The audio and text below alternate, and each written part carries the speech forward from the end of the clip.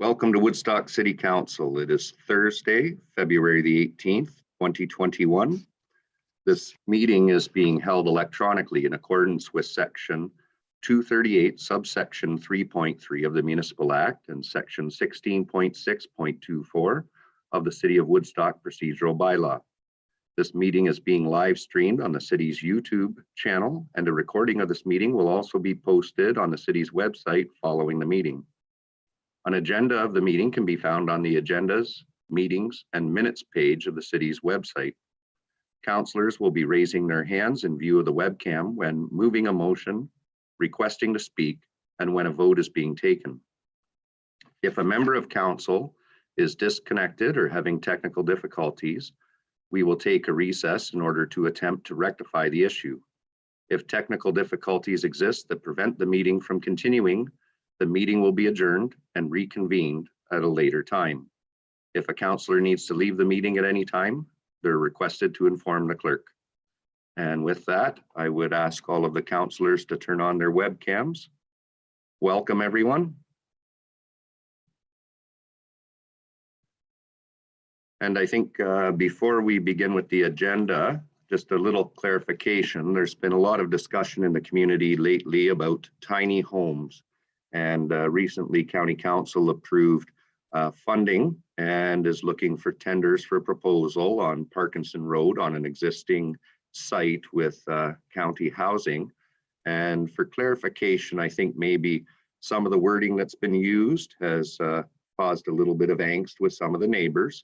And we do not know what the final plan looks like at this point, but so far with the communication we received, it looks like we're requesting for a single building with 8 units that could be anywhere in size from 320 to 400 square feet.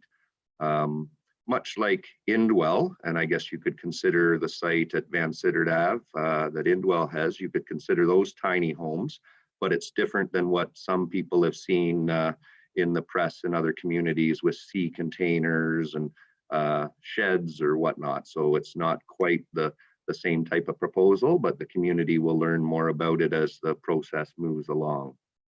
And let's see, so we've got a lot on the agenda today, and we'll start with any disclosure of conflict of interest.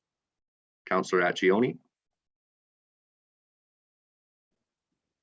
Thank you, Your Worship. I do declare a potential pecuniary interest in closed session with respect to agenda item 4.2, industrial land update. Thank you. Any other disclosures of conflict of interest? Seeing none, disclosures of new business, matters arising from the minutes. Then we'll go for the minutes from our regular meeting, February 4th, 2021. Moved by myself, seconded by Councillor Lauder, that the minutes of the regular meeting of Woodstock City Council held on February 4th, 2021 be adopted. Thank you. Any errors or omissions? Seeing none, you've heard the motion. All those in favor? And carries. And we have no additions to the agenda, no presentations, so we'll get right on to delegations. And we have Frank Gross from the County of Oxford regarding speed management on Oxford Road 17 and Oxford Road 30. Welcome.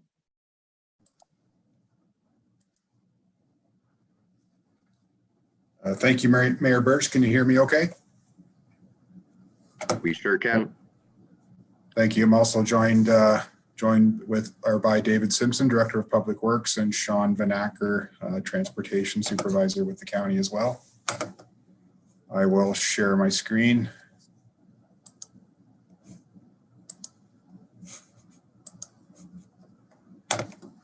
And you're seeing the presentation okay? Thank you. Thank you for the opportunity to present our findings and recommendations of the speed and road safety review we completed on Oxford Road 17 and Oxford Road 30, just at the north and east boundaries of Woodstock. The first several slides just provide some background information, so I won't spend a lot of time on that, but provided that for council's information. Back in 2019, we established some key principles for a county-wide traffic calming approach that was adopted by County Council. And this allows for consistent application of these principles when we're undertaking speed reviews and considering traffic calming implementation measures on county roads. In 2019, we also collected speed data at over 80 locations on county roads throughout the county, primarily in built up areas and communities and hamlets. So we received some concerns with speeding from residents on Oxford Road 30 and Oxford Road 17. So we developed a work plan to review existing conditions there. And once we had completed our draft findings and recommendations, we did meet with City of Woodstock and East Tavistock Township staff, as well as with OPP and Woodstock Police, and reviewed our findings. And then recently we reviewed those outcomes with the residents that originally identified those concerns. Oxford Road 17, just along the north boundary of Woodstock, I'm sure most of you are familiar with. It's a boundary road with East Tavistock. Although I understand the road itself is entirely within the Woodstock boundaries, so properties on the north are in the township of East Tavistock. So it's primarily a rural road with a small semi-urban cross section through Havelock Corners, and the surrounding land use, urban residential, obviously in the city of Woodstock, that has been expanding extensively over recent years, with some rural residential and then agricultural to the north side. Oxford Road 30, or the 11th line, similar to Oxford Road 17. It's a boundary road as well with East Tavistock and Woodstock. Primarily a rural road. Again, similar land use as Oxford Road 17, where there's urban residential to the east, and then primarily rural or agricultural to the on the west side. And also there is a parking area for a recreational trail to the Burgess Trail there. The existing speed zones shown on this map: Oxford Road 17, shown in red through the study area, is 60 kilometers per hour. Oxford Road 30 at the north end, where it meets Oxford Road 17, there's a small section that's 80 kilometers per hour, and then it reduces to 60 as you head southwards towards Oxford Road 2. On Oxford Road 17, we collected speed data at the 3 locations shown on this map, and measured average and 85th percentile speeds for both directions at each location shown there. Similar on Oxford Road 30, we originally had a speed data collected just at the south end, and then following our initial review, we went back and collected some additional data at those other 2 points, locations 3 and locations 2. This is a summary of the collision history on Oxford Road 17 from the MTO database over a 7-year period from 2013 to 2019. So Oxford Road 17 through the study area, a total of 17 collisions through that 7-year period. On Oxford Road 30, 7 collisions between 2013 and 2019. We also use the Transportation Association of Canada, or TAC, guidelines to evaluate the recommended posted speeds on Oxford Road 17. We analyzed the 4 different segments listed there and compared the current posted speeds with the TAC guideline criteria, and we're showing the comparison there. And then with the last column shows our staff recommendation for the posted speed. Same on Oxford Road 30, the 2 segments shown there were analyzed similarly using the TAC guideline. Just wanted to speak briefly on appropriate posted speeds. Just important to note that having appropriate posted speeds reduces speed variation and or speed differential and promotes a uniform or a steady flow of traffic. And that results in reducing the risk of collisions, improves enforcement effectiveness, and enhances overall road safety.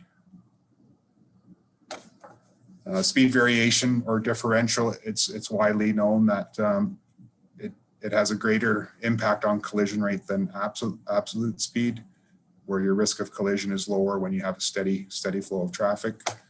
Having posted speeds that are lower than your operating or your road design can result in tailgating, impatient drivers passing, and then increasing that overall collision risk. So using the TAC guidelines again provides an engineering-based consistent approach and considering what the posted speed should be, although do need to understand the local conditions as well as any local and provincial policies related to speed. Our findings of the speed review, operating speeds across Oxford Road 17 in that 60 kilometer zone are excessive. On Oxford Road 30, the speeds in the 60 zone to the southern section, again, were shown to be excessive. The current posted speeds on both those roads are below the TAC guideline for the recommended posted speed. The historical collision data didn't show any obvious trends or speed related trends in collisions. And we did look at the intersection collisions at any given intersection through those study areas, and nothing to show that intersection collisions meet warrants for an all-way stop at any of those given intersections. And so the speed reduction on Oxford Road 17 and Oxford Road 30 when that was imposed has not reduced vehicle operating speeds. Our recommendations on Oxford Road 17, although the TAC guideline criteria would indicate that it should be 80 kilometers through that area, it does have a very rural feel, and it is a rural road, although with the dense residential development, excuse me, on the Woodstock side, we didn't feel a speed adjustment was appropriate there. However, at the west end, we are suggesting that we move the start of the 60 zone slightly where the blue line is shown there, along with an electronic speed feedback sign and a street light just to provide, just to illuminate the entranceway, if you want to call it that, into the small settlement cluster that's there. And then we're also showing a speed feedback sign at this location, as on the east side as well at the start of the 60 zone. And then as you approach County Road 59, another speed sign there as well. On Oxford Road 30, similarly, we're recommending to leave the posted speeds as they currently are, with the addition of the electronic speed feedback signs at either end there to advise drivers of their speeds. Some implementation measures for future consideration, obviously ongoing police enforcement. We know following our meeting, when we presented our draft recommendations to staff and police, OPP and Woodstock Police did conduct an enforcement blitz on Oxford Road 17. Automated speed enforcement with community safety zone designation is potentially an option. So we are looking at a county-wide program for automated speed enforcement, which we'll consider for implementation for County Council's ultimate approval. And part of that is the community's safety zone designation. And then over time, as development continues at the north end of Woodstock, we would expect to see the road urbanization to align with the built-up area there. Excuse me. Community Watch program is something other municipalities have implemented, where they offer the speed radar on a trailer for residents to volunteer. They set the trailer up, and then residents can monitor the speeds in their neighborhood, and then record if it's commercial vehicles or license plate numbers. So it provides them with an opportunity to see what operating speeds actually are like. So that's something that could be investigated further. Our next steps will be reporting to County Council with our recommendations on March 24th. And if approved, we'll proceed with the speed zone adjustment at the west limit on Oxford Road 17, as well as installation of the electronic speed feedback signs. And then we'll continue with ongoing monitoring to determine the effectiveness of the measures that we implement. And that's it. Thank you.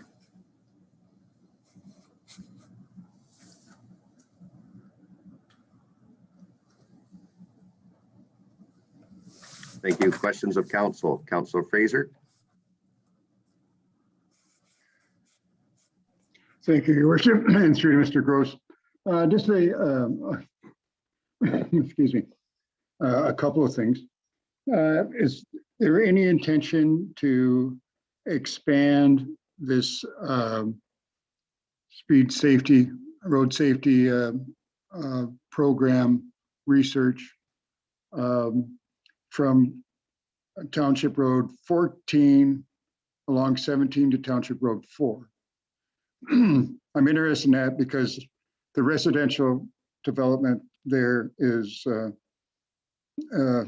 quite unbelievable, actually, how fast it's growing out in that area.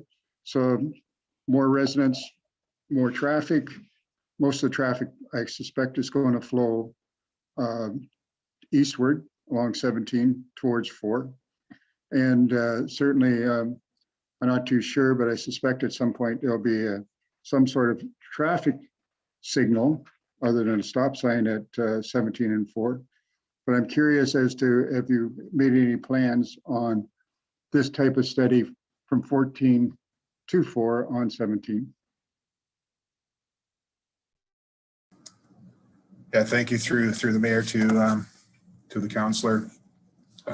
Oxford Road 17 is identified in the county's transportation master plan just to monitor traffic conditions as that area develops, and it has been identified in some of the traffic studies that have been undertaken by developers there too, that a speed reduction on 17 may be appropriate as it builds out. So we'll continue to monitor that and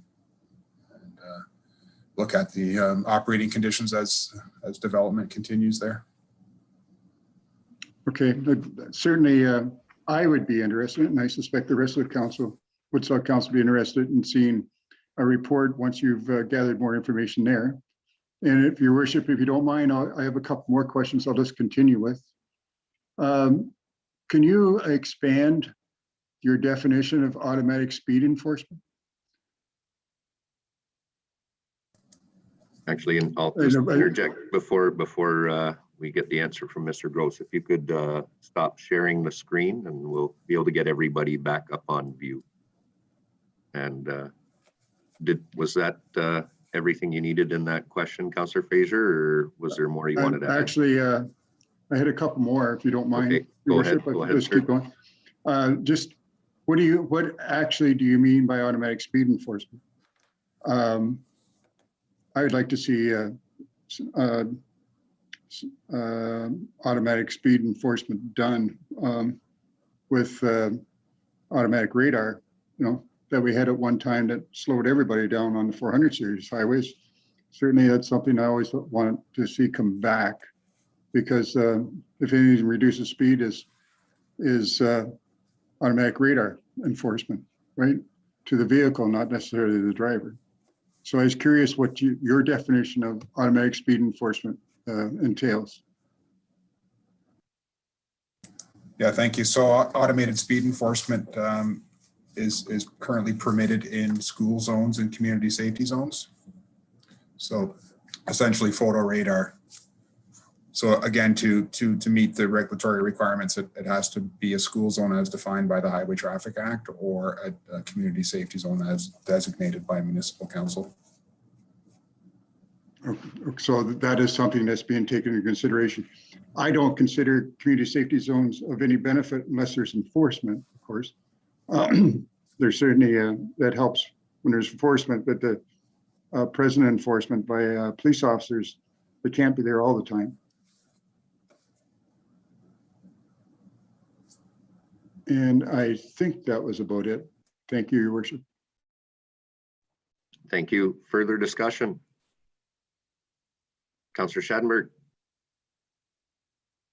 Yeah, through the mayor to Mr. Gross. Maybe this is more of a philosophical question than anything else, because we do have a roundabout on the 17th line.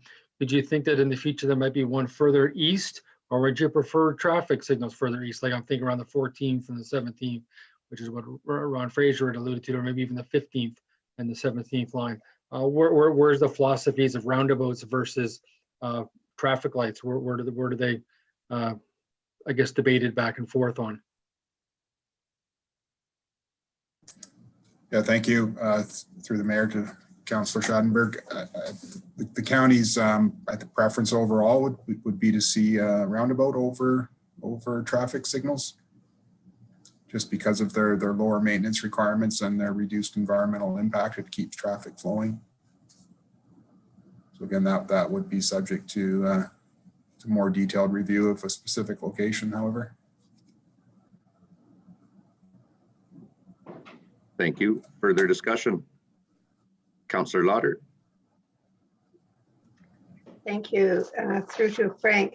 I have had requests for the speed to change on 59 highway from the bridge to the roundabout. Right. And because it's so built up now, and there's a lot of people walking there. There's a lot of people crossing the streets there from Lakeview over across to do crossings there.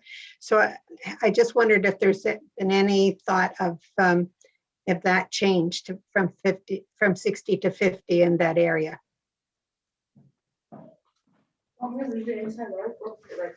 Thank you.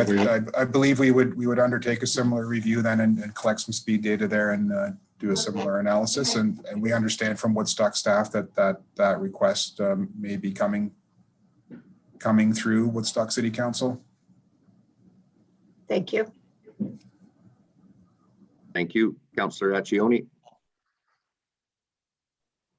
And more of a statement through to Mr. Gross that I can't speak for all of council, of course, but I certainly get a lot of phone calls about the amount of speeding down that road of County Road 17. So I'm glad this was, when I saw this on the agenda and your stats, I really do appreciate seeing what you've done and where we're going with in the future. So thank you. That's all.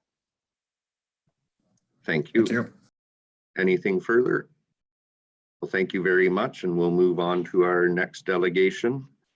Thank you. And so our next delegation, we have Virginia Armstrong, the manager of the Woodstock BIA. Welcome. Thank you. It's good to see everyone.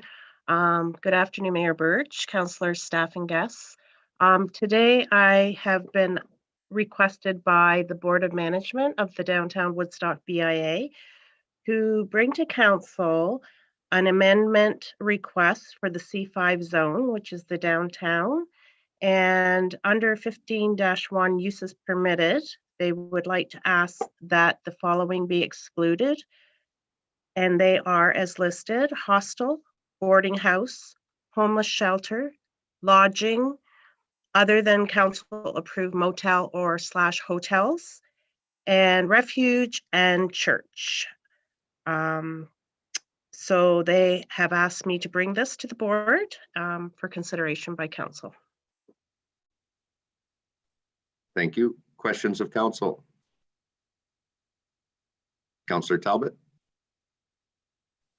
Thank you, Your Worship. Through to Virginia. Thank you for that. I understand that, but I noticed in your submission it also is talking about crosswalk painting. Are you going to address that as well too, or? Oh yes, I was just going to let questions come through, I guess, for this, but the crosswalk painting I can touch on. All I want to say to that is it hasn't been completed due to the repaving of Dundas Street the first year, last year due to COVID, and it is our hope and our intent to have that done this year. Thank you. Questions of council? Seeing none, thank you very much for your presentation. And Our thank you. next delegation, we have Terry DaCosta regarding an application for zone change that we'll hear a little later on 95 Victoria Street. Welcome.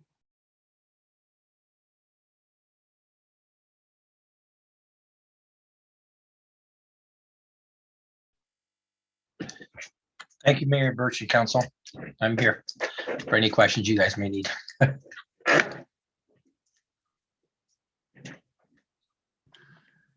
Questions of council? Well, in the interest of the time that you took being set up and making sure that all the technology worked, do you want to give a high-level overview of what we're going to hear later on, and the viewers at home will have a good idea of what you have planned? Okay, great. Yes, thanks again. So actually, right now, we're just going to defer the meeting, actually, what we had on Tuesday, because they're missing a couple information. But what I'm proposing to do there, obviously, it was been a big project. It was a bigger project than I expected at the hotel, and it's just it was that rough a shape. But in one way, it's taken its time. It's been good because it's been giving us some time to, we acquired some more land all the way around the property, and gives us a more cleaner effect, I'm hoping, by the end finished product. So we now achieved a bunch of land behind my existing building that we had there, and then we also bought a parcel from the town. There used to be the old bridge there, the Bay Street Bridge. Then we acquired a piece from the Union Gas portion. Now we finally had everything kind of amalgamated together and approved through county. Either it was last fall or early January. I think it was last fall. Anyway, so now we just got a zone change. So what I'm proposing to do there is obviously we're going to fence everything right off. I got a hold of CN, and they're in favor of it so far, because that was my biggest concern, make sure they're okay with it. So what I want to do with the empty section between the existing old hotel there and the printing press is look at putting a 3-story building up there. Originally, I was going to go all commercial, and then the way COVID came all about, and as an investment perspective, it makes it a little more difficult. You know, things happen ever again, and then we get to the point that all the commercials close, tenants don't pay rent and everything. I didn't want to be stuck with a building that I can't make any income on. So that's why I'm figuring maybe I should mix it with a little bit of commercial and a little bit of residential. I noticed over the last few years, there's been a lot of shortage for senior buildings. And I thought that would be a great spot for a second and third floor apartment building for some seniors that either 55, 16 up kind of thing, that either are still maybe a little bit ready for retire, but not quite. They maybe want to catch the train, go to the work in Kitchener, work in Toronto, live close by. They can walk to the park, walk downtown, not too far away, and still get a little bit of the restaurant there and a little bit of the commercial on the main floor. I've got an option for a drive-through, so I'm not sure if it's going to be in the medical section that we're looking at, or a possible coffee shop with a drive-through down below. And should have room for, we're in the electrical mechanical business. We've got not much of a yard, but more of an office and a garage area, so we can pull in, pick up, have parts delivered in there. But there'd be room for about 2 to 4 commercial units on the main floor, and total either 9 to 13 apartments, depending on the sizes, between the 2 floors. And yeah, with the option of either a drive-through pharmacy or a drive-through coffee shop is what we're proposing. Try to accommodate some of the new turn of events that's been happening out there, and still keep it cleaned, and hopefully I can dress up that whole area somewhat nice.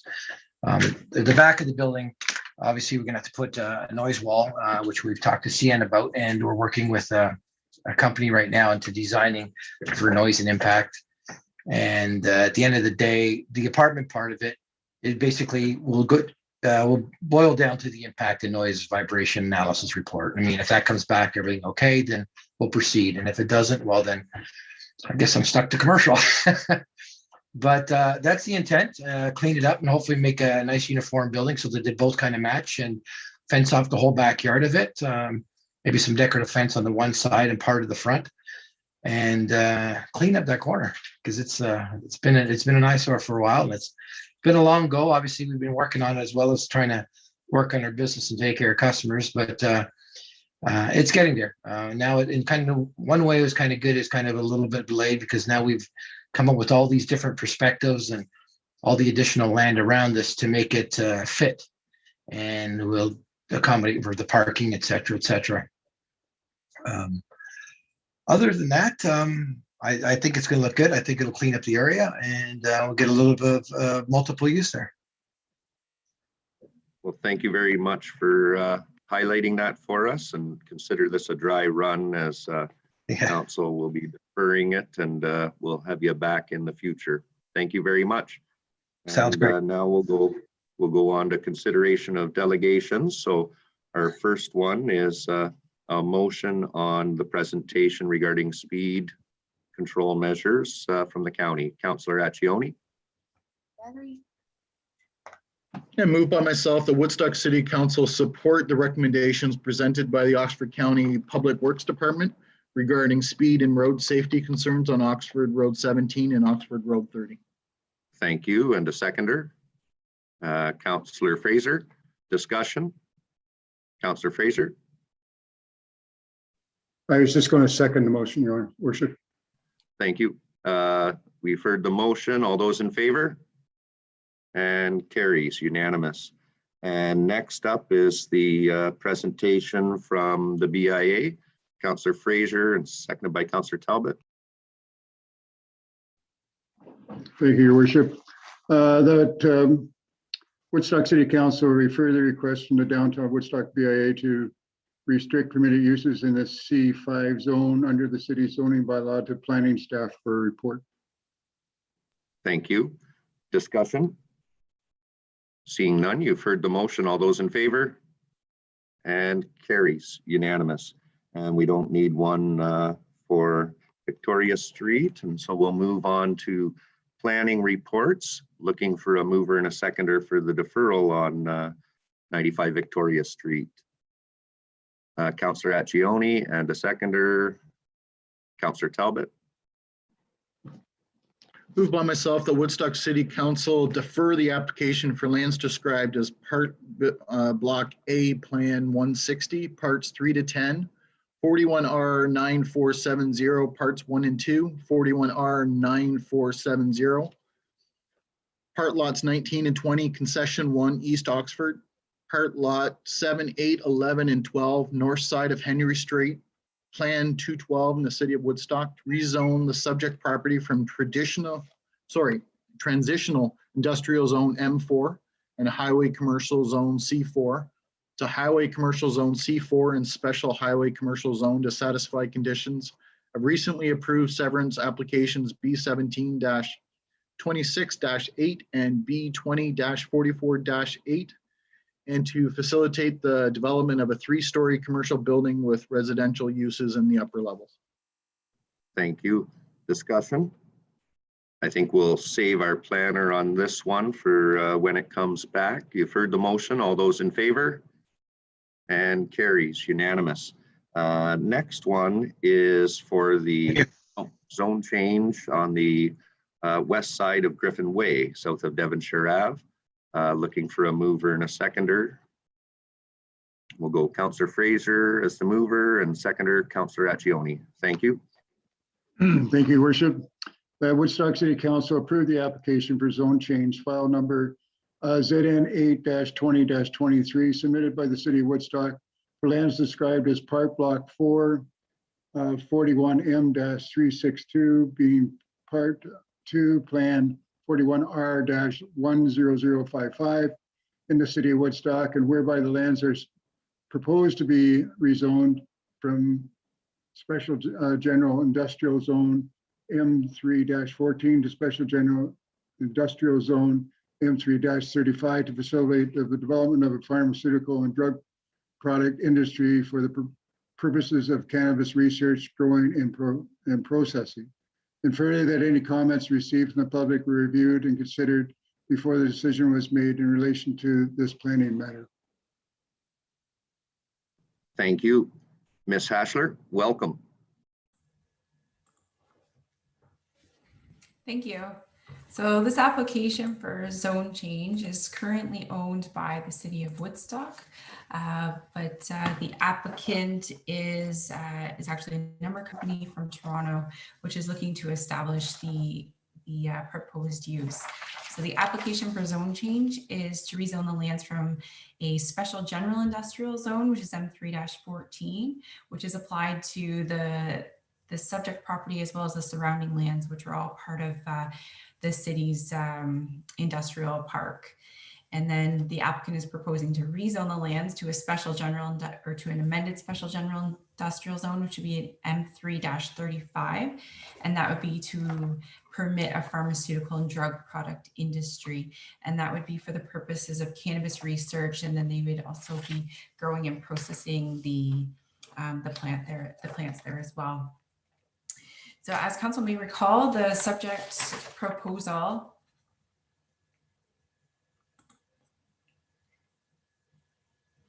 sorry, I just got a note here that Councillor Fraser is having difficulty hearing me. Is there anyone else that's having issues hearing me? Okay, my apologies. I'll try to speak up a bit louder and tell me if I'm too loud. Okay, so the proposal for the pharmaceutical and drug product industry is very similar to a proposal that council would have seen a number of months ago, and that's for that was for the lands that are directly south of Devonshire, and it was basically for the exact same type of use. And so council may recall too, at the time we had discussions about locating these types of uses in the business parks, which are generally used as a buffer between residential and heavier industrial type uses. And it was determined that perhaps that was not the best approach, as we don't always know if these types of uses can produce odor. And so we didn't want them to be beside residential uses. So in this case, the applicant is proposing this development within the traditional industrial park. And so we feel that this type of use is suitable. It may, other uses in the area may be associated with noise, vibration, odors, and whatnot. And so this is probably a more appropriate place for a use like this. The general industrial, the special general industrial zone that's already permitted in this area supports heavier industrial type uses such as assembly plants, truck terminals, fabricating plants, and feed mills. And so this use would fit in quite well. We feel that the use promotes economic development. It's also a good use of a vacant parcel and good use of infrastructure in the area. And we feel that it's in keeping with the policies of the traditional industrial designation. We also feel that the applicant has submitted a very general site plan. So we feel that based on the general site plan that it is compliant with the proposed zoning provisions. However, the applicant has also indicated to us that they will be able to, when they have a more advanced concept plan, that it will comply with the provisions of the bylaw. And so the applicant has not requested any site-specific provisions in this case. So in light of our review, we'd recommend that this application be approved by council. Thank you. Questions of council? Councillor Talbot? Thank you, Worship. It's not really a question to the planner, but it's a comment overall. We seem to be getting more than our fair share of these applications for this type of facility. And we've already approved some. I guess I have grave concern that these companies are all coming west. And they seem, I don't know if this particular one has tried to purchase lands in other areas along the way, but they keep coming this way, hoping that someone will say yes. And because we have to a few in the past, my personal thoughts is that we have more than we need. I think that the province needs to look at these facilities and consider putting them in an agricultural area due to the way it's more, I mean, especially when they're actually growing it. I have seen in areas where it is out in the country. And to me, I mean, it's usually a standalone facility, but there is an odor that does come from it. Now, maybe it's the way it was designed, but I really don't think they belong in our industrial park. So I won't be supporting the application, and I would like a recorded vote, please. Thank you. Councillor Tate. Councillor Tate.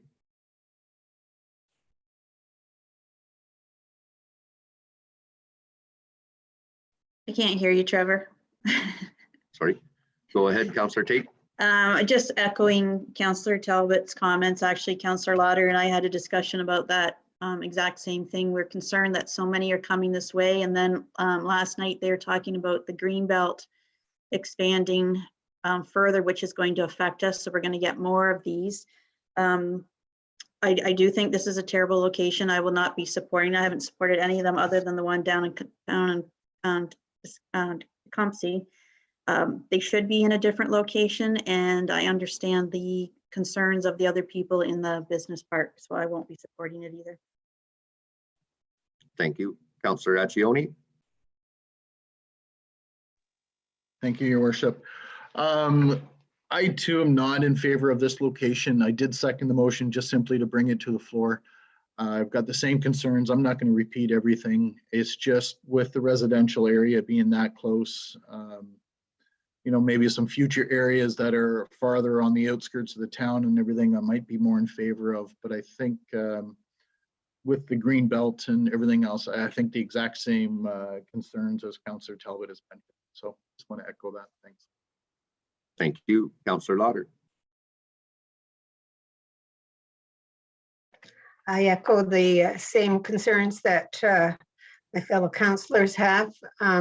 Yes, and Councillor Tate and I had talked about this, and it's just, there just seems like too many of them coming this way, so I won't support this either. Thank you. Councillor Schadenberg. Guess my comment through you to the chair would be the fact that we did approve the one at the corner of Griffin Way in Devonshire, which, if anything, that is the one that's in more of a visible location than this one further down. And I guess lot 4, lot 5, the 5th lot off of Devonshire. And I hate to think that we've set the precedence to be the one at the corner of Devonshire and Griffin Way was approved. Now we could turn around and not approve one that's even further away from everything else, amenities.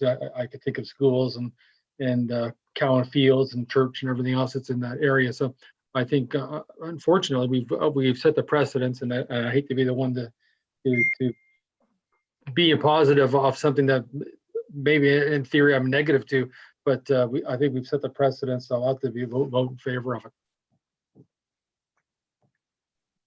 Thank you. Councillor Accioni. Yeah, thank you, Your Worship.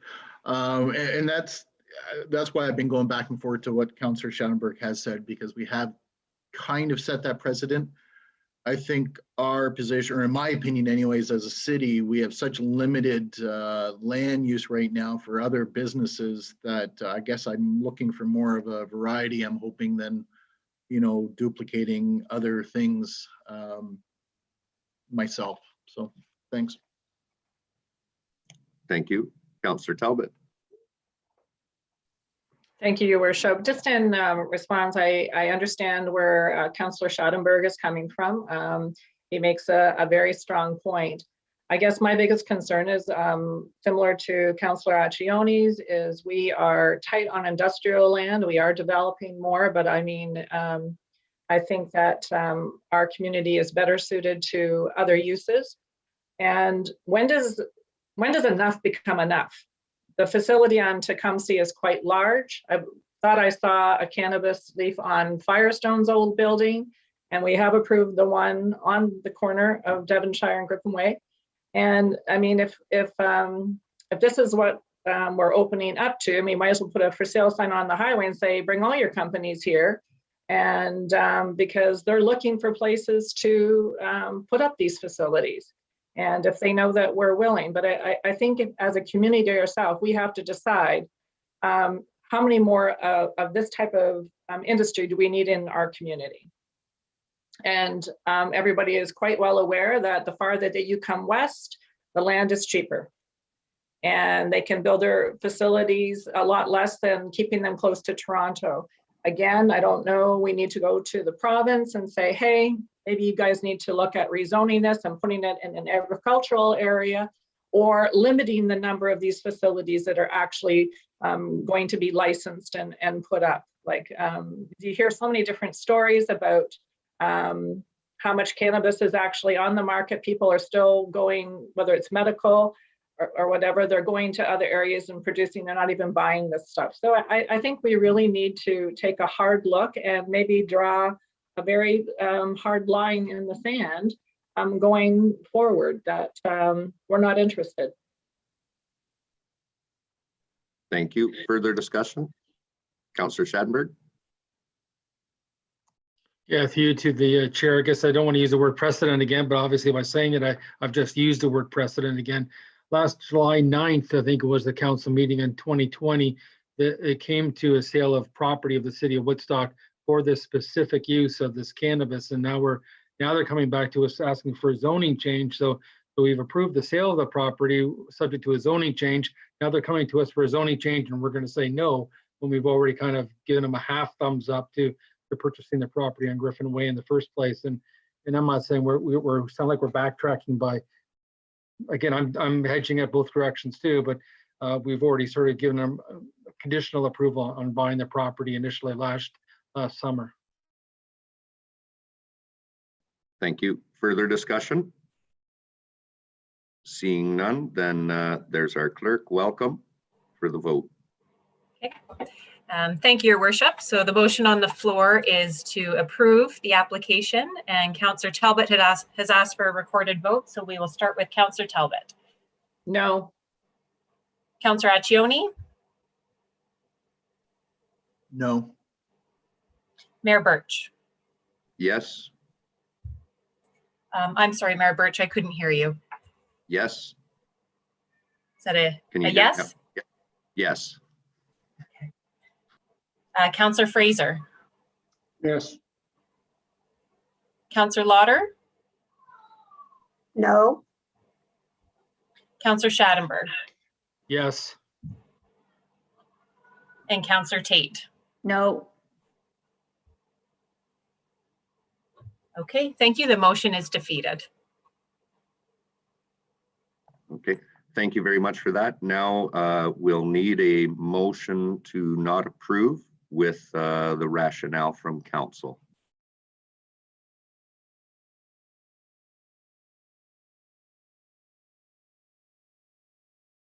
Councillor Fraser? I'll try and work my way through this. And our clerk can correct me as we go.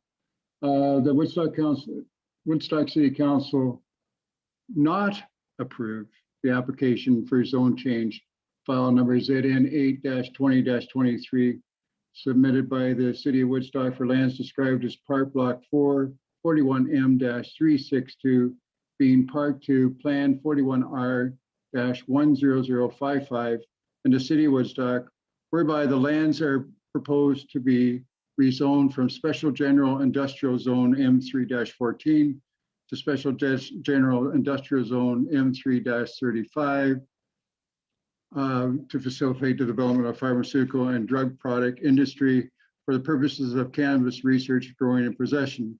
Based on the reasoning of Woodstock Council that this is not an appropriate use for this land within the city, considering our shortage of industrial land for sale and the fact that we've already approved previous locations. And we're of the opinion that we're reaching the maximum amount that we should consider. I hope that sounds right. Thank you. And just looking for the clerk, her thoughts on that motion. I think that will suffice, Your Worship. I've got it. Thank you very much. Thank you very much. Looking for a seconder. We'll go with Councillor Tate and discussion. Seeing none, you've heard the motion. All those in favor?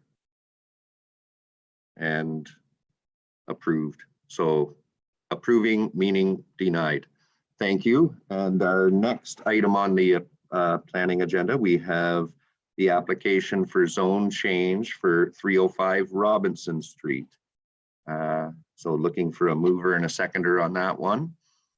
Councillor Talbot and a seconder, Councillor Lauder. Thank you.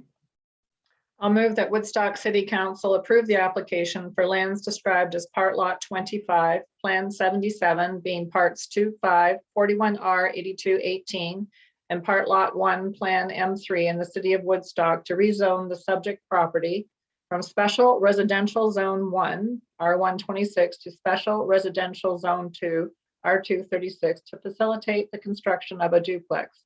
And further, that any comments received in the public were reviewed and considered before the decision was made in relation to this planning matter. Thank you. Ms. Hassler, welcome.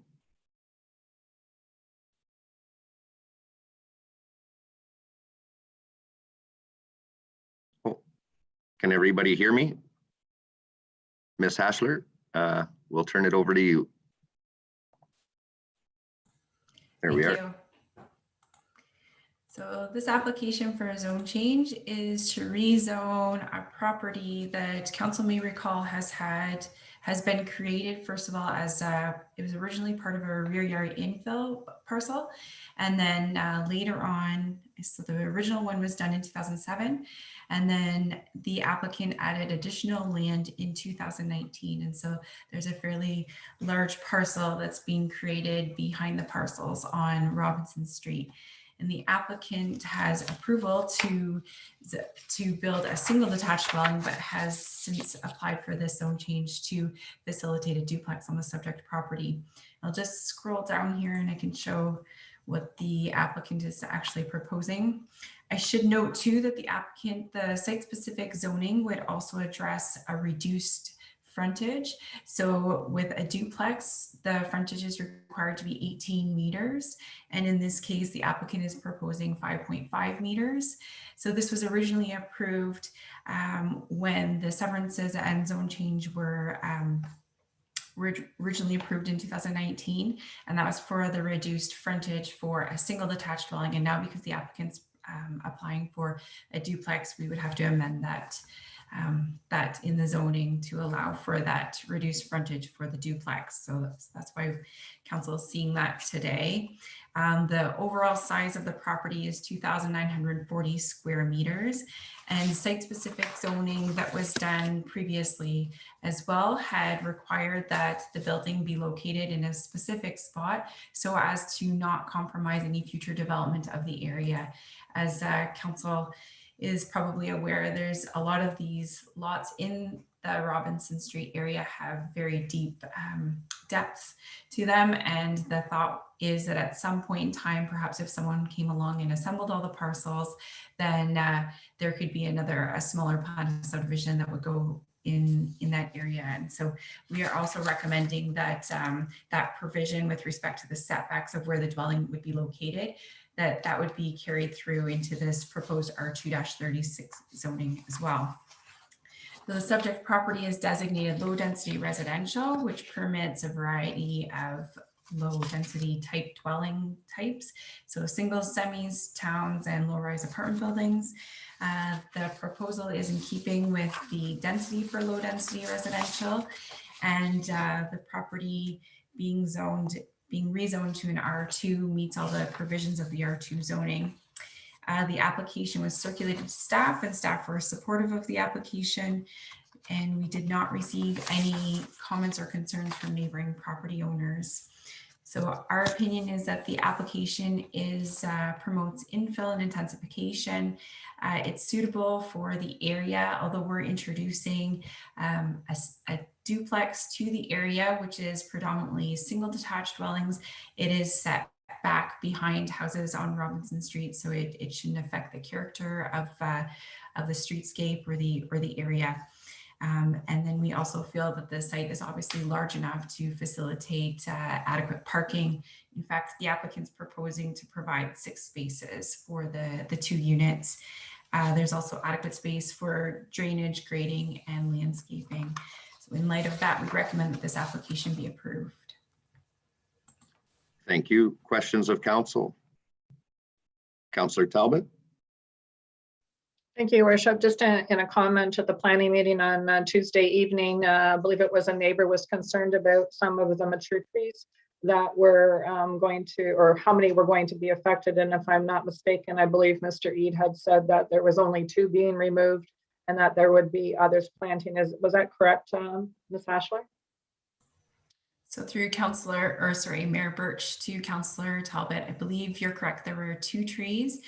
The one was, I believe, in very poor shape, and the other one, he had indicated that he would be replacing at a ratio of 3 to 1 on the site. Thank you. Further discussion? Seeing none, you've heard the motion. All those in favor? And carries unanimous. Thank you very much. Next items on the agenda is our correspondence, and our first item is from Radiant Health Yoga owner Catherine DeBoer with request for relief for permit fees for use of Roth Park. Councillor Talbot, and we'll hear what the motion is, and then we'll see for seconder. Go ahead.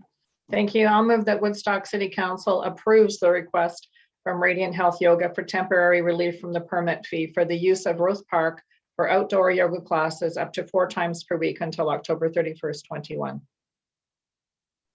Thank you. And a seconder? Councillor Fraser. Discussion? Councillor Schadenberg.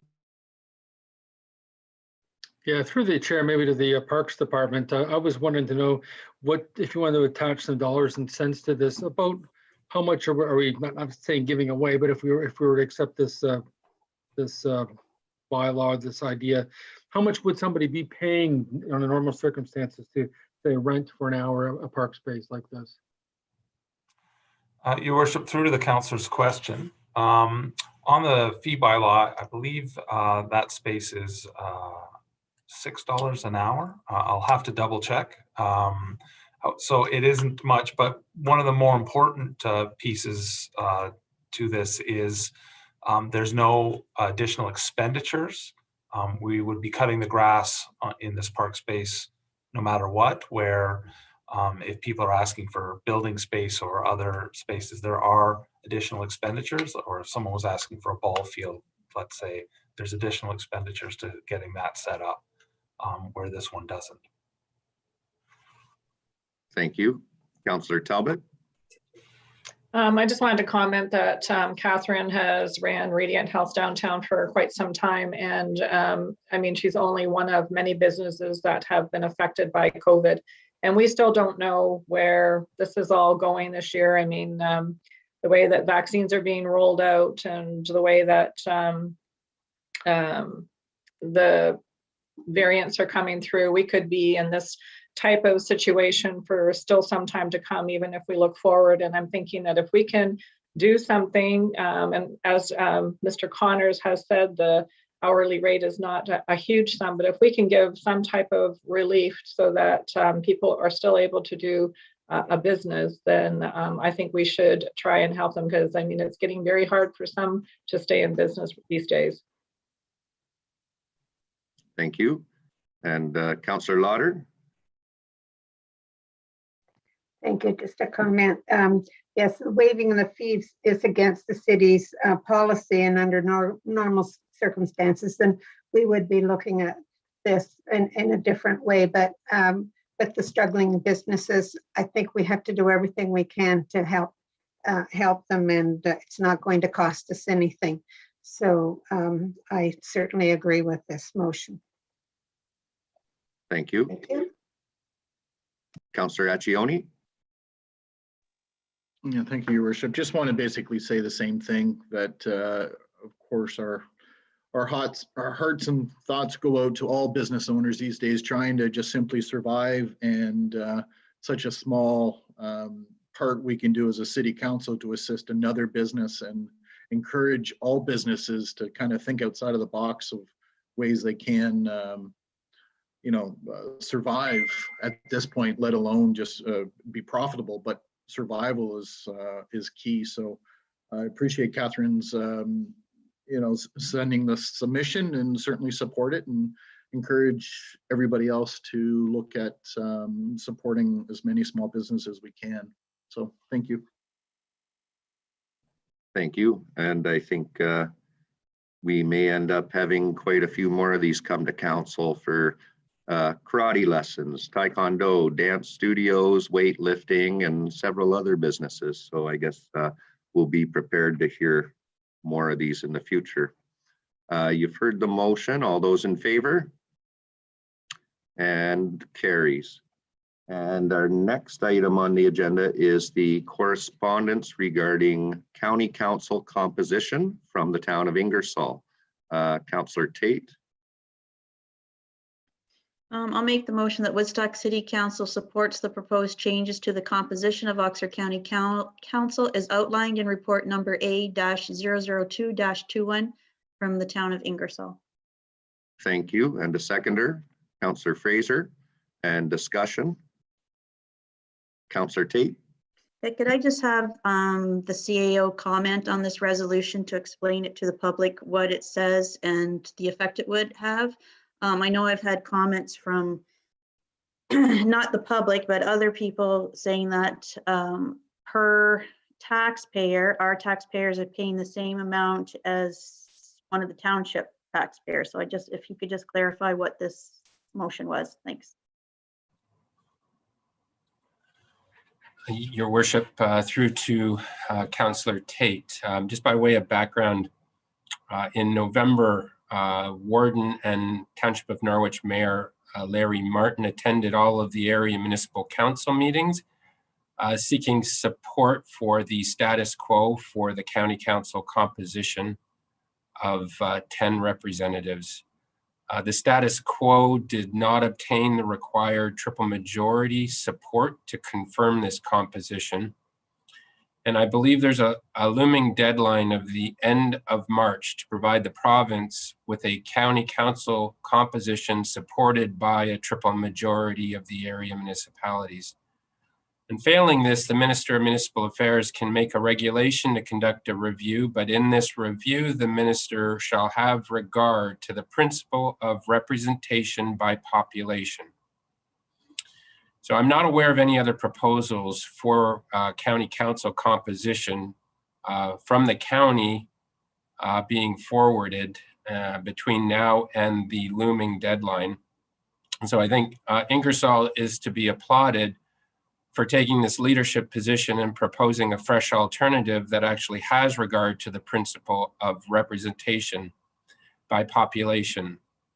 And what they're essentially proposing is taking an approach using the number of electors in each area municipality that is determined in the year of a municipal election. Every municipality would receive 1 vote at county council for the first 6,000 electors. That guarantees every township, every municipality in the county has 1 vote, up to the first 6,000 electors. For every full 6,000 electors thereafter, a municipality will get a 2nd vote. And every 6,000 electors thereafter, again, another vote. Based on the last election results, the result would be Woodstock would get 4 votes, Tillsonburg would get 2 votes, and every other area municipality in the county would get 1 vote, resulting in a total of 12 votes versus the current 10 votes. There is no proposal here to increase the number of political representatives at the county. It is simply a weighted approach to voting. And so by way of example, if Woodstock received 4 votes at county council, our 3 county council representatives made up of His Worship the Mayor and our 2 county councillors, their votes would count for 1.33 for every time they raised their hand. In the case of Tillsonburg, which has a 2-vote weight, every time the mayor of Tillsonburg votes in favor of something or against, that carries a share of 2.0. Everyone else on county council, every time they vote, it would carry a weight of 1. This is not a complicated method of voting whatsoever. And in fact, the agenda management software that the county council currently uses has embedded within it an ability to undertake weighted voting. So this is something that I think brings us far closer to the principle of population, representation by population, than the status quo. And as staff, we certainly support this. Thank you. And for the benefit of the listeners, our Conservation Authority, the largest one that we deal with here in our community, Upper Thames Conservation Authority, of course, it takes in communities from Perth, Stratford, here in Oxford, Woodstock, through Middlesex to London.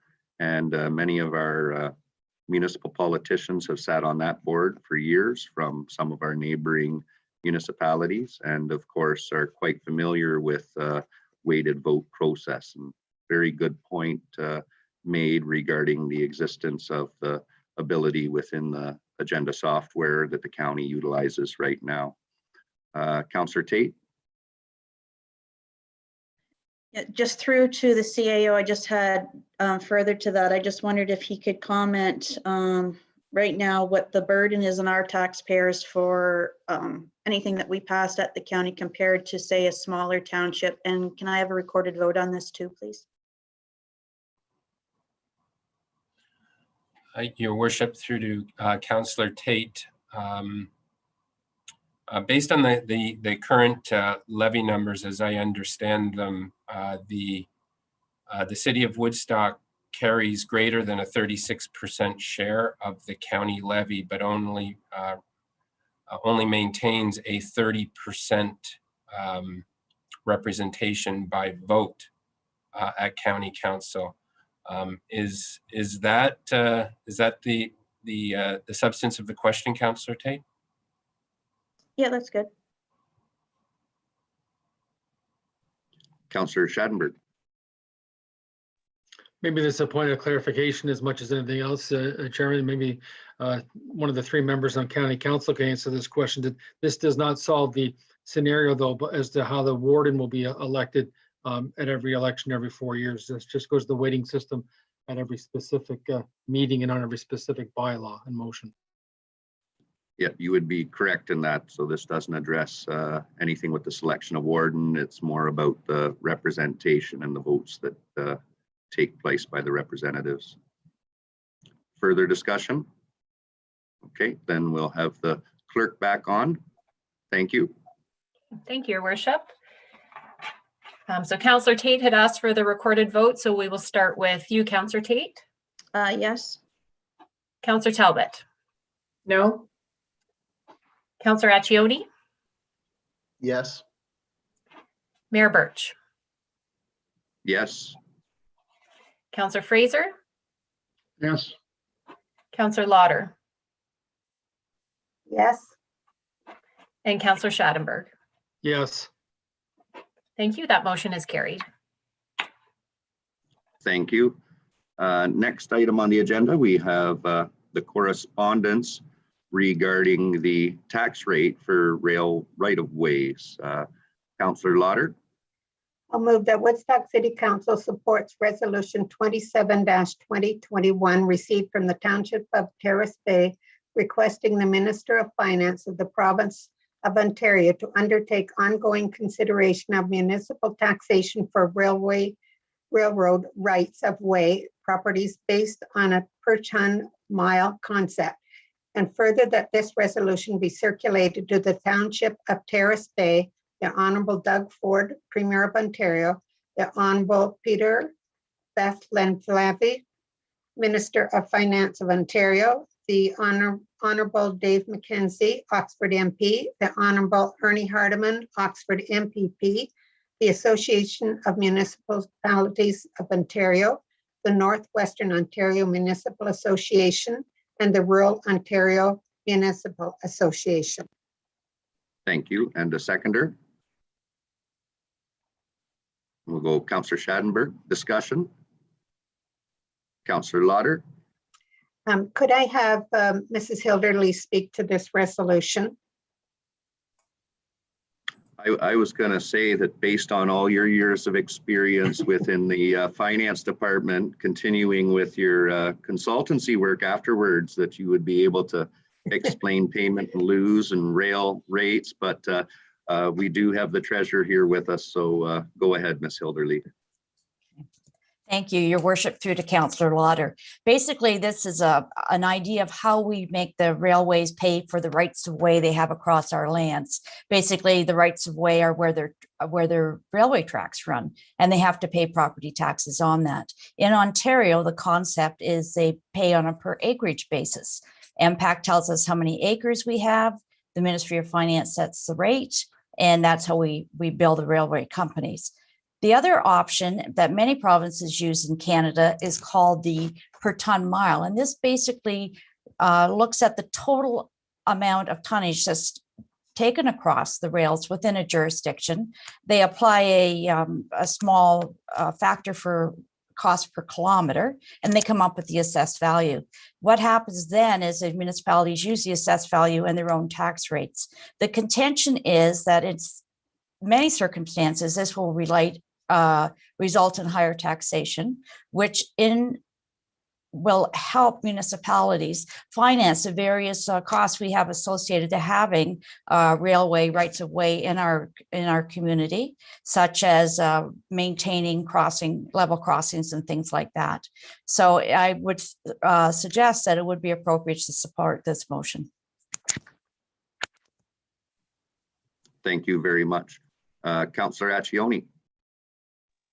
Thank you, Your Worship. Through to Ms. Hilderly, just layman's term, I'm definitely not a tax expert as you or Councillor Lauder is, per dollar basis. So if we get $1 right now, as it is per acreage versus the per ton, what would we be approximately?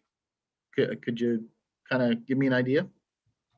Actually, right now we receive about $618 per acre for this in the city, and I think we have about 5 or 6 acres that we can bill on, so it's not huge. The per ton will depend on whether we're high usage, and I can't give you an estimate on that. But a few years ago, the province did suggest that they would take a look at this. We came to council with a report requesting approval to ask the minister, and nothing happened from that at that point in time. So there really it's time to have a look at it again, I think. If I can continue, I'm just more concerned, of course, that we go and vote for this change and we end up getting less. Is there any fear of that at all, in your opinion? Again, it depends on the volume of tonnage that we get in the municipality. The other side of the issue right now is that the Minister of Finance has not increased the per acreage rate since 2018, I believe. So that's the other thing that will be encouraged as well, as they make a consideration of that. And the motion really is asking the province to investigate the feasibility. Yeah, I do get that. I was more curious. Okay, thank you. Thank you. Further discussion? Seeing none, you've heard the motion. All those in favor? And carries unanimous. And next up, we have the introduction and overview regarding our 2021 revenue fund. And so budget time again, and we have our Chief Administrative Officer, David Hilderly, and again, we have our Director of Administrative Services, our Treasurer, Patrice Hilderly. So welcome, and we'll see that up on the screen now. Thank you, Your Worship.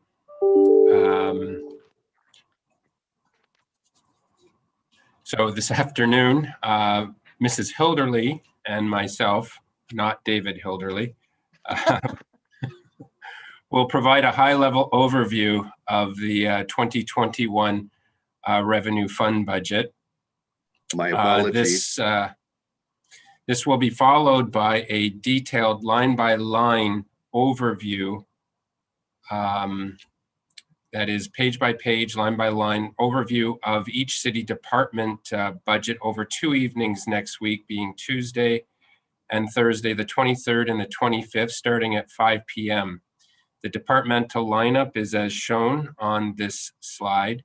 Budgets from the Police Services Board, Library Board, the Art Gallery, Advisory Board will be presented during the March 4th City Council meeting.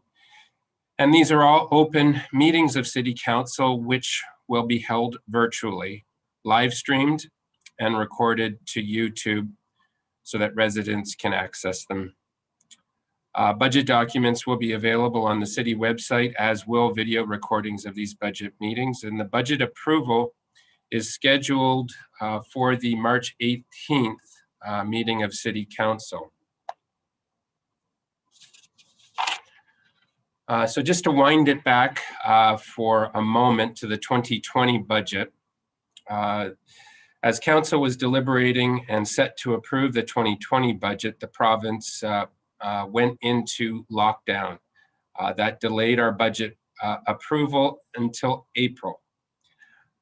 Council approved the base budget as presented by staff, but did not approve any of the additions to the base budget, with one exception, and that was a $750,000 contribution from the 2019 budget surplus that was included to partially offset the financial impact of the pandemic. Now, throughout the year, Council did approve some of those additions to base budget on a piecemeal basis through staff reports at Council meetings, but the vast majority of them remain unapproved, and you will see many of them again in the 2020 additions to base budget. So just in a very high level snapshot, the 2021 base budget, the important number is the tax levy. Based on this base budget, it's $61.8 million. It represents about a $2.8 million increase over 2020.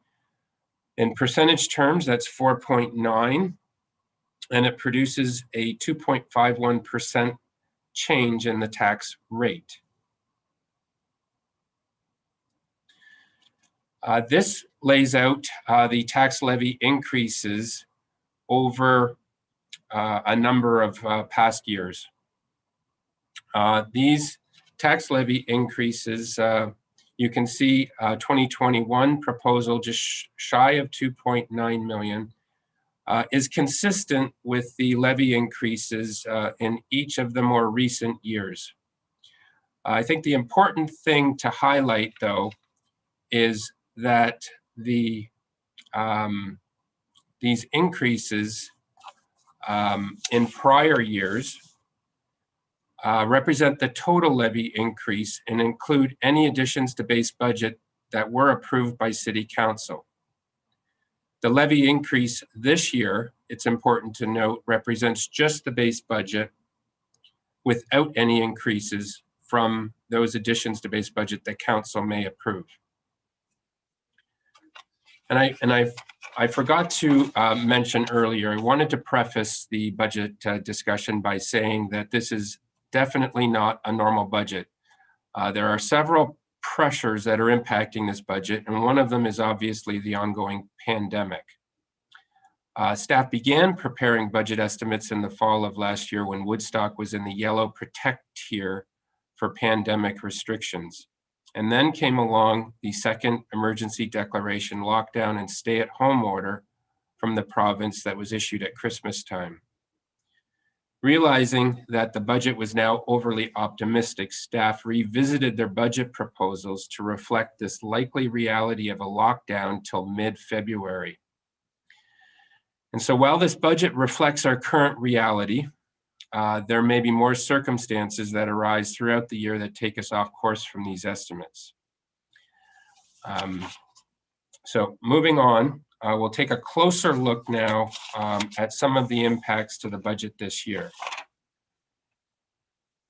Speaking specifically about budget revenues, the overall user fees are significantly reduced from what we would consider to be a normal year. And to put some scale to that, it's approximately $1 million of user fee reductions just in the parks and recreation area alone, and about another $250,000 in transit fares alone.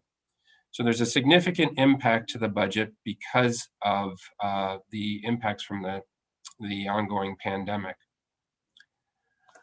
The OLG slot funding is another issue in the budget. The city receives a share of net revenue from gaming at the Woodstock slots facility, but because of the facility closure, as well as restricted occupancy throughout the year, payments under this agreement have been reduced.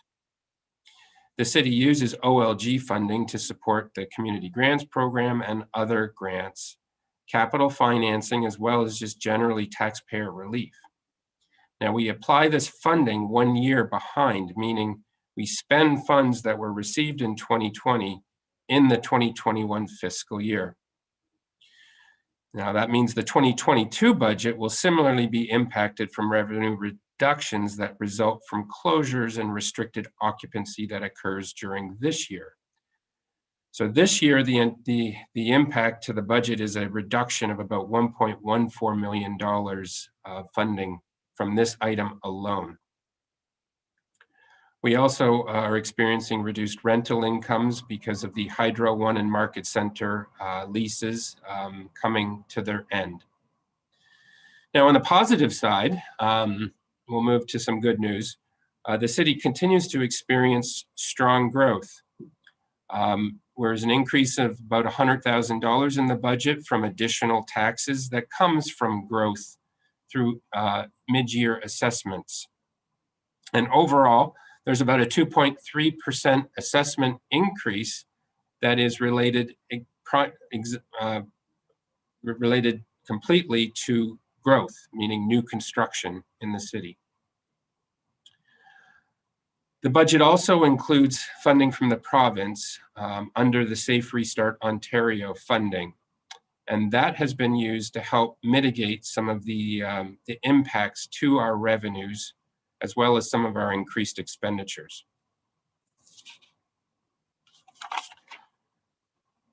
Now, moving to the expenditure side of the budget, tax adjustments, there's an increase of about $1 million. This is another factor that has a huge impact on the 2021 budget. The $1 million increase in tax adjustments represents more than a third of the levy increase this year. So tax adjustments are property tax reimbursements to property owners who have successfully appealed their property assessment. And these property assessments are established by MPAC, the Municipal Property Assessment Corporation. Now, the increase this year relates to a singular assessment appeal by a large industrial manufacturer in the city. This appeal has been going on for quite some time, resulting in about 9 years now of property taxes under appeal. MPAC, unfortunately, has frustrated the advancement of this appeal over these years through non-responsiveness and refusal to negotiate settlement offers, which brings us to this lengthy backlog of assessment years. And staff are hopeful that the issue can be brought to a resolution this year. Now, moving on to reduce costs, the budget, we've reduced costs in areas where we know that the pandemic will have a significant impact on our ability to deliver programs and services. And specifically in special events, there's a number of special events that we're just simply not budgeting for because there's little hope that we'll be able to run these events. Examples include the Art in the Park, Victoria Day festivities, even Cowapalooza. We are hopeful that we can still have some Canada Day celebration in the form of fireworks display, and you'll hear more about that in budget presentations next week. Another area of significant reductions is in the area of programming, where we're simply not able to deliver the programming because of the restrictions as laid out by provincial regulation and recommendations of our health professionals. There's increased costs in the budget as a result of COVID in terms of personal protection equipment, as well as IT costs to deploy more remote work capabilities in our organization. And there's still echoes of the cybersecurity attack from 2019 in our budget in the form of cybersecurity improvements that are ongoing.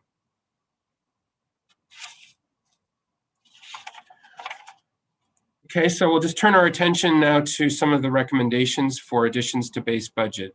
So recognizing we're not in a normal budget year, that there's great uncertainty in the budget this year, and that the base budget as it stands currently has a comparable increase to our prior years, staff approached the additions to base budget with a goal of minimizing the need for financing any addition to base budget from the levy, and to defer any item where the only source of financing that's possible is from the levy.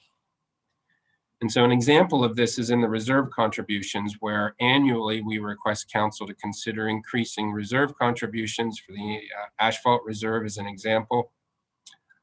This year we're recommending deferral of that to 2022. There's simply no source to fund that other than the levy in a sustainable way. All of these are supported by the city's strategic plan, but given the current circumstances and the realities that we're facing this year, staff are recommending that we just postpone consideration of these until next year. There's a number of recommendations for increases in staffing in your proposals. In the building department alone, we've seen significant increase in workload because of the increase in construction in the city. We've seen that in our annual building reports. And this year there's a proposal to create a new position, a deputy chief building official, as well as add a temporary full-time building inspector to provide seasonal relief to the peak demand for inspections during the summer seasons.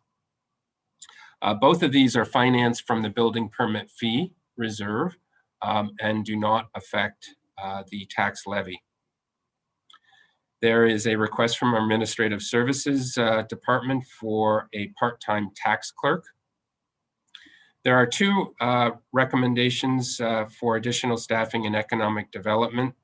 The first is a small business center. There's a request for a full-time business advisor. And this is an area where there is perhaps a difference of opinion. While the department recommends a full-time staff position be approved by council, I've recommended something somewhat different. I've recommended that this be a contract position that uses a COVID funding grant so that the levy is not impacted for this year. Now, the downtown development plan recommended council consider creating a new position called a downtown coordinator. We've included this for your consideration in the budget, but we are recommending deferral of this to 2022. And the reason we're doing that is we're preferring instead to recommend the advancement of a downtown street peer outreach coordinator program in partnership with the Canadian Mental Health Association that will help support our downtown businesses in managing the current difficulties in the downtown with respect to the ongoing drug addictions as well as homelessness issue. So we believe the downtown merchants would prefer to see council address that issue as a priority. In Public Works, we have a request for a skilled laborer full-time. In terms of service level changes, at the 2020 budget, council was presented with a proposal to introduce the 7th transit route That did not get approved last year. We're bringing it forward again. This time, we're recommending that it be funded out of provincial dedicated gas tax for this year, again, to minimize impact to the tax levy. There's a recommendation from Public Works to reduce the large article curbside pickup from 2 times a year to once per year. And as well, the Downtown Streets Canadian Mental Health Association Peer Outreach Initiative. There's a number of miscellaneous recommendations for additions to base budget, and all of these will be considered in greater detail by your department heads in their budget presentations next week. So in summary, these recommendations for additions to base budget, the financing for these would be as follows. The levy would be approximately $230,000. The balance would be funded from either gas tax, building permit reserve, contingency reserve, and the COVID grant for the small business center. And so these will all be reviewed in more detail as we advance through the budget meetings next week. And at this point, one more slide, and then I'll turn it over to Mrs. Hilderly. There are 2 options to mitigate the levy increase. The first is to increase transit fares that coincides with the increase in transit service with the introduction of a 7th route, as well as the paratransit policy amendment. Both of these were introduced to Council in the 2020 budget and are brought forward again for your consideration again this year. And with that, Your Worship, I'll turn it over to Mrs. Hilderly. Thank you, Mr. Creary. This slide is one that Council sees every year. It's how the proposed levy is going to be spent. And as always, the biggest piece of the pie goes to our protective services, 42.1%, and that's for the police and fire. We spend about 15% on general government, 14% on roadways and storm, and then the balance of the funds are spread over the other categories as listed there. This is the 2021 revenue sources. This is how we pay for our budget. The largest piece always is taxation, and it's 71%. Now, as a revenue source this year is down from last year, which was 73%, but that is specifically due to the land sales that we have gone. Last year was 2% that we predicted would come in from land sales, and this year it's 8%. The rest of the pie is relatively unchanged from last year. The assessment, as noted by Mr. Creary, we do have some assessment growth, and that was 2.3%. However, the province-wide reassessment has been delayed. So that means for the majority of our taxpayers, their assessment will not change. It'll be the same as they had last year. The only difference would be if they had built a new property and received a supplementary assessment, or if they had appealed their assessment and it went down. So this year we're using the single detached dwelling that is assessed at $257,793, the same as it was in 2020. And this is strictly a mathematical equation. We total up all the assessed values for these properties, divide them by the number of properties, and this is where this number comes from, the 257.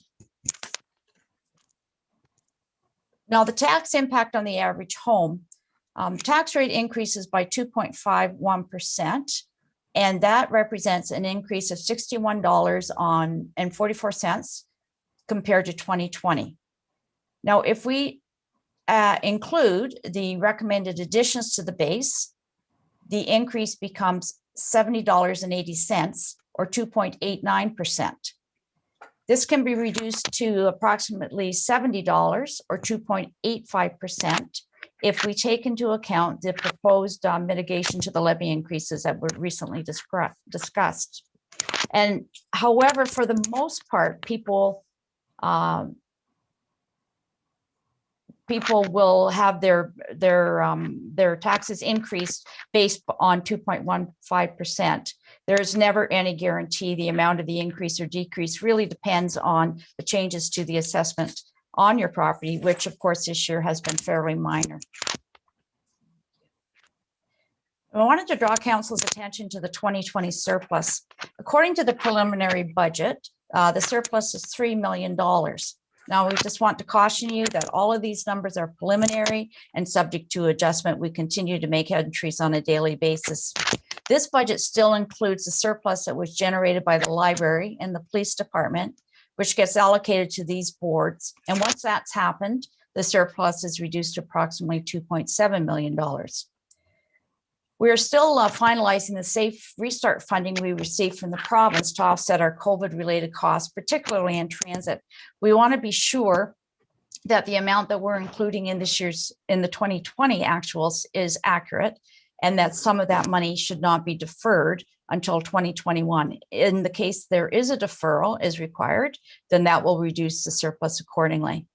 And finally, the recommendations for how this surplus should be allocated will be coming to council in a separate report in the future. Thank you. Thank you. Questions of council? Well, we all have lots of detail to go over, many pages, many lines. Thank you very much for that overview. And again, a reminder, the meetings that are taking place next week on Tuesday and Thursday, and you can find details in regards to that so that you can participate by watching those and the department heads. You'll find that on the city website. So we'll continue to move along. No resolution is required on that presentation. So next item to deal with is our engineering department. We have street naming for the Patulo Ridge Business Park. And we'll go with Councillor Schadenberg. I make a motion that Woodstock City Council name Street A and the Patulo Ridge Business Park as Alley A.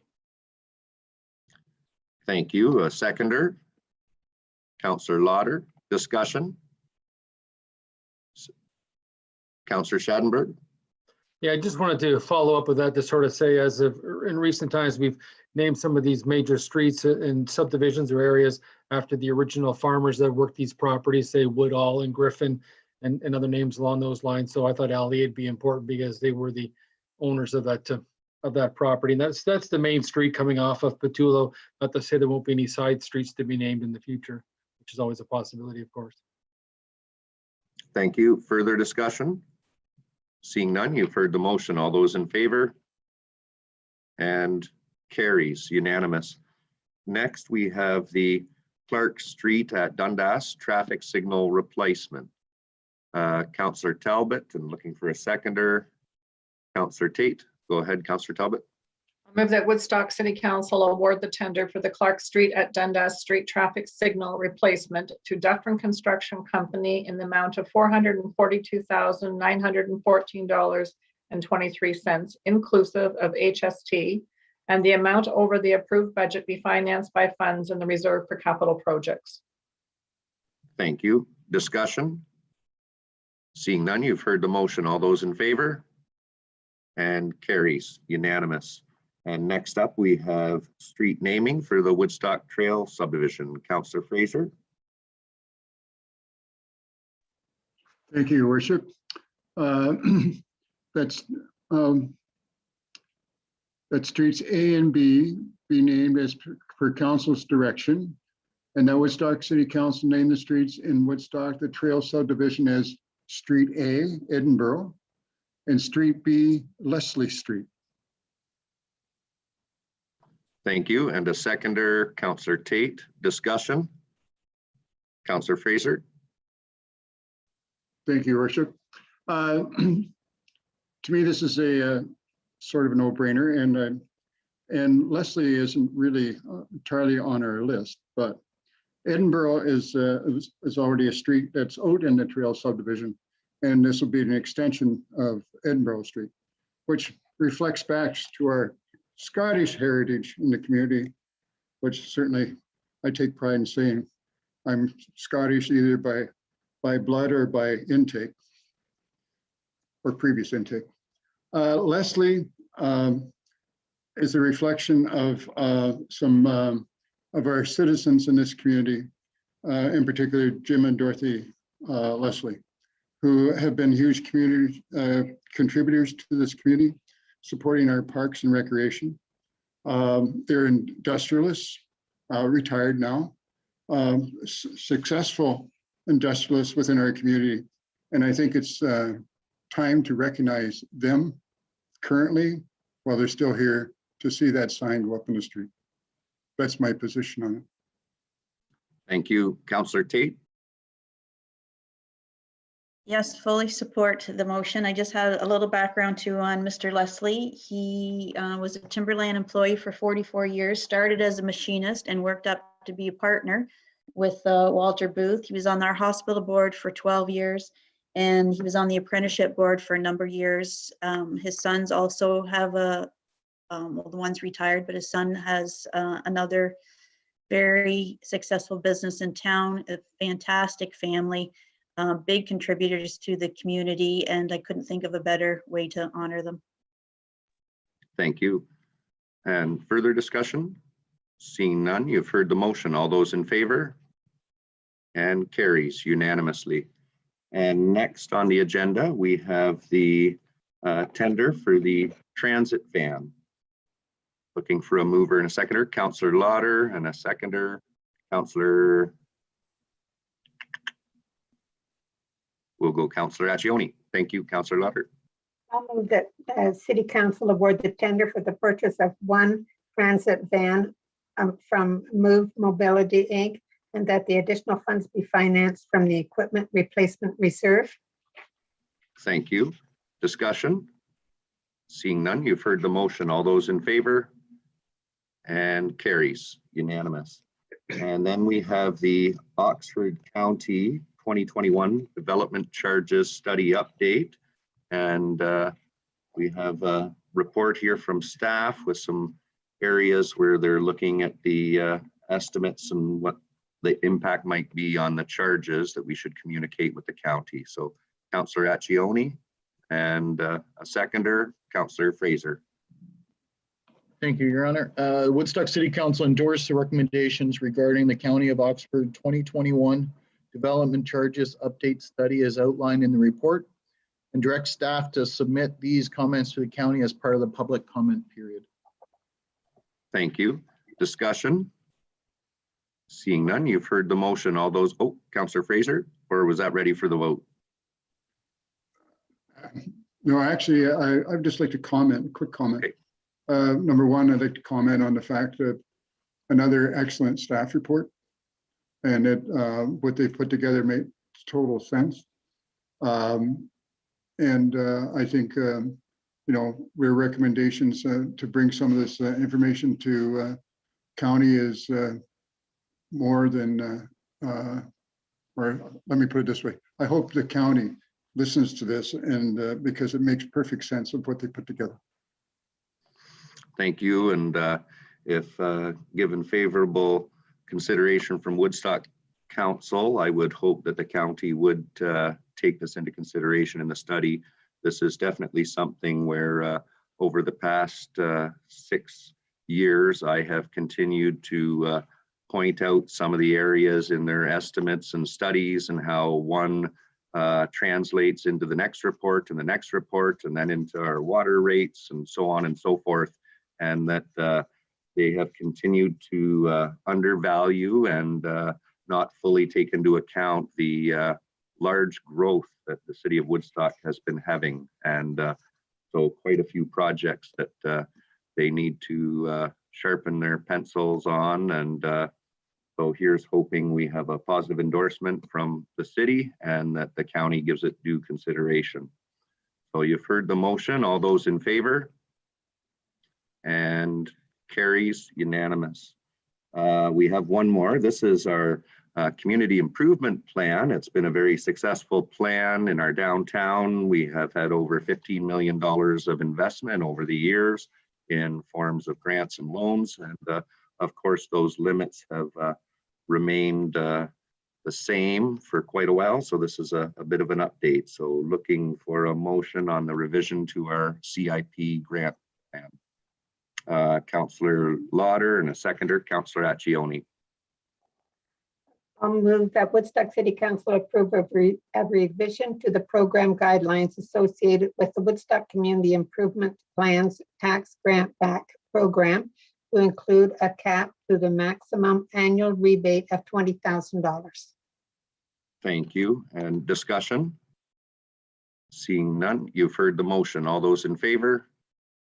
And carries unanimous. And now we have the bylaws, and of course, the one for Griffin Way will not be included. So we'll go with Councillor Tate and seconded by Councillor Lauder. Thank you. Oh, sorry, your microphone, Councillor. That the following bylaws be given a first and second reading. 3439-21, a bylaw to amend zoning bylaw number 8626-10 as amended, ZN 8-20-24, 305 Robinson. Thank you. And discussion? Seeing none, you've heard the motion. All those in favor? And carries. Councillor Tate. I'll move by myself, seconded by Councillor Lauder, that the following bylaw be given a third and final reading, 9439-21. Thank you. You've heard the motion. All those in favor? And carries. And today for our comments and addresses, we'll start with Councillor Fraser. Thank you, Worship. And my only comment is that once again, you see our community come together and support things. This Saturday is the coldest night of the year fundraising walk for to help out with our community support agencies. And it's amazing that they initially set their goal at $20,000, then $30,000, then $40,000. And now my understanding, they've either reached or are about to reach $60,000 of donated funding in this community, which just once again shows how caring our community is and reflects the type of citizens that we have. And I applaud everyone who's contributed to that or even thought about contributing. And unfortunately, I won't go out and walk in this cold weather with them this year, maybe next year. Okay, thank you. Well, and I think we had quite a few people in the Friendly City say that Chili Charlie's prognostication was wrong when they heard what Wyerton Willie and Punxsutawney Phil's was.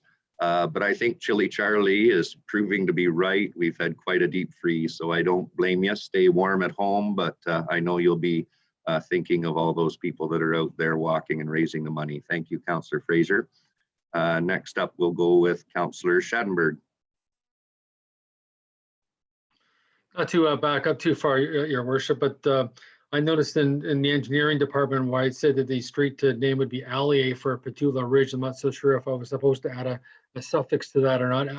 Allier Street or Allier Avenue or Allier whatever, but there's maybe a point of motion if I was supposed to do that. I'm asking, I guess, at this point, maybe to our city clerk before I go forward with one comment I do have.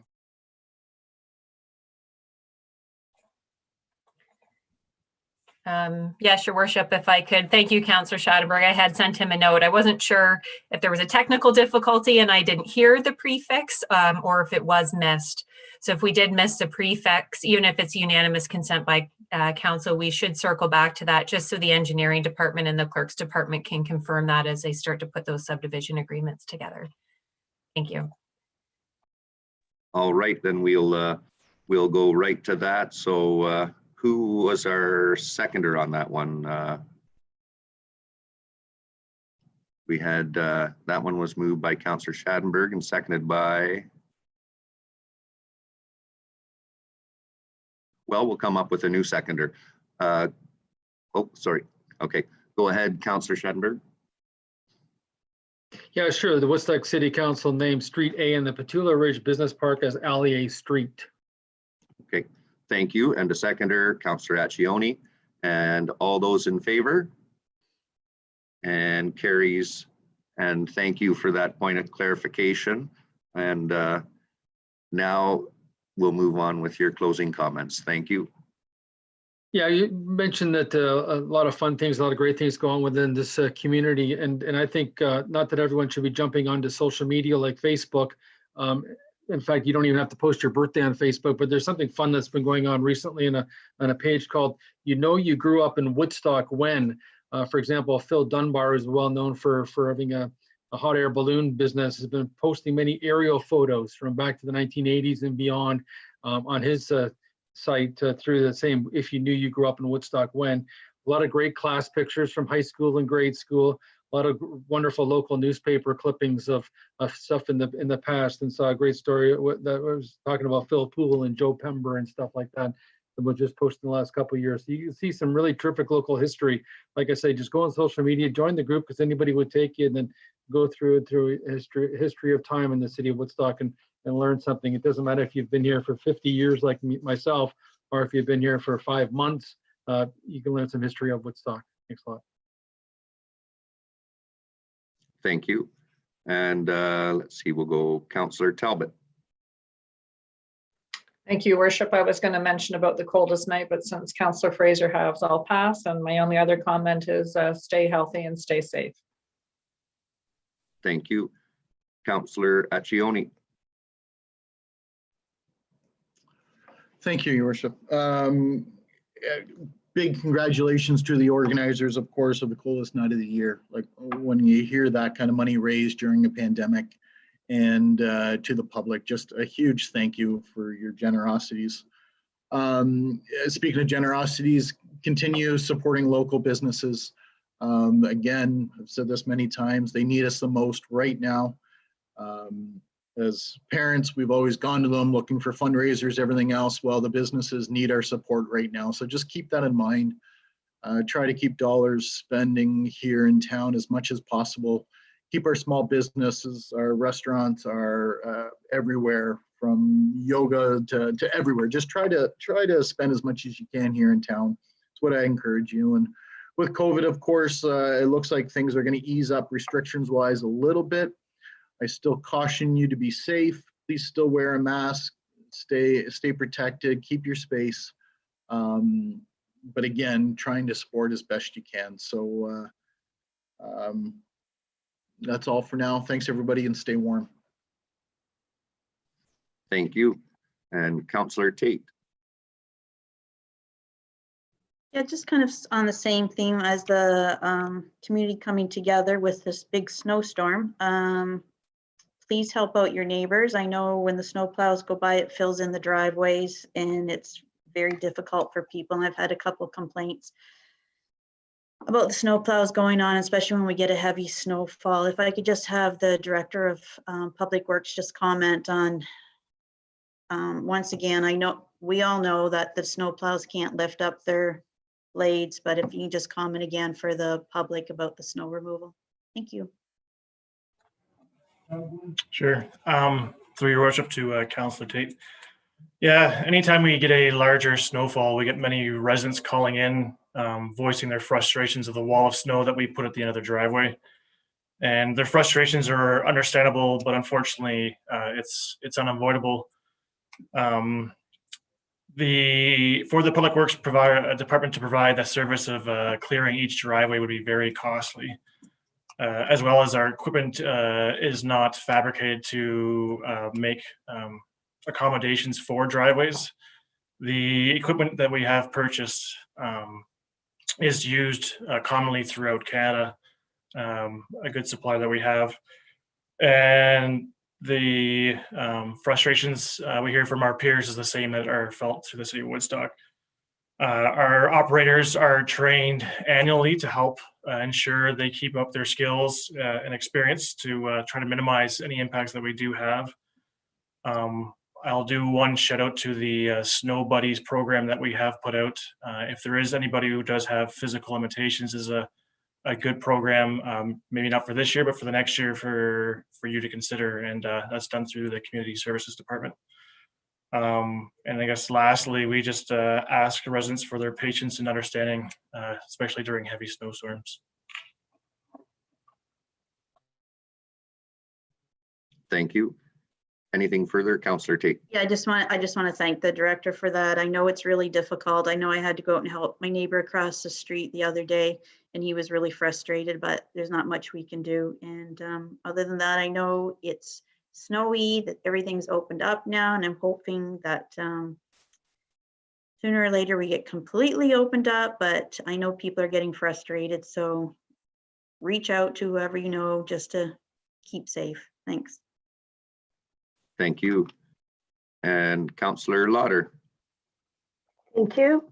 I've just done the reopening. The library is planning their reopening on February the 24th at 10 a.m. with limited occupancy. And so just have patience, but they'll be glad to see the people and not have to go to the curb. And the art gallery, they're planning on opening on the 23rd of February with reduced hours, Tuesday to Friday, 11 to 4. And the staff, and I want to thank Toyota for supporting the Family Day grab bag giveaway. It was a huge success. They didn't have near enough bags, they found out, but it was great for the families that were able to pick up the bags, and the children enjoyed the long weekend with the things that were in those bags. And the new logo design for the art gallery is up for voting. There's 3 there. One of them, one of the people is from Woodstock, or the Oxford County area, that has designed a logo. So check out the website and place your vote, and it'll be all tallied, and later this year they'll be making an announcement as to who the winner is. And thank you, and keep safe. Well, thank you. And again, just a reminder for the viewers at home, the 2 special revenue fund budget meetings, they take place Tuesday, February 23rd and Thursday, February 25th at 5 p.m. You'll find links and agendas, and where you'll have our other presentations taking place at our first regular meeting in March. And in the meantime, again, stay warm and stay safe, and be thankful to be a part of such a friendly city. So with that, I would ask for a motion to adjourn. Councillor Fraser, seconded by Councillor Schadenberg. All those in favor? And we are adjourned. Thank you very much.